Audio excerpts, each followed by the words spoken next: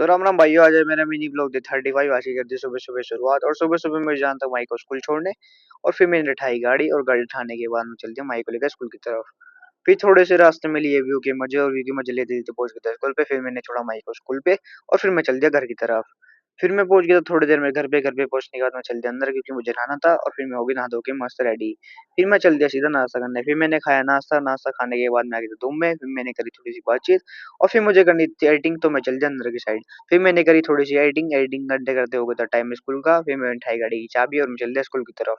फिर थोड़े से लिए मार्केट के व्यू के मजे। फिर मैं पहुंच गया था स्कूल में। स्कूल से लिए माई को, और माई को लेते लेते चलते हम घर की तरफ। फिर पहुंच गया था मैं घर पे। घर पे पहुंचने के बाद मैंने खाया खाना। खाना खाने के बाद मैं आ गया था बाहर को। बाहर को आके देखा तो भाई पूरा माहौल सुनसान पड़ा था। और फिर मैं चल दिया अंदर को। अंदर जाने के बाद मैंने देखा टीवी, और टीवी देखते देखते हो गई थी शाम। शाम का व्यू हो रहा था बड़ा मस्त, और ठंडा भी हो रहा था। और पीछे से देखा तो मैक्स बोल रहा था कि मुझे घुमाने ले चल, और फिर मैं चल दिया ऐसे घुमाने लेके। फिर घूमते घूमते आ गए थे हम थोड़ी देर में घर पे। फिर मैं चल दिया अंदर को। फिर मैंने लगाई कुंडी। कुंडी लगा के मैं चल दिया अंदर को।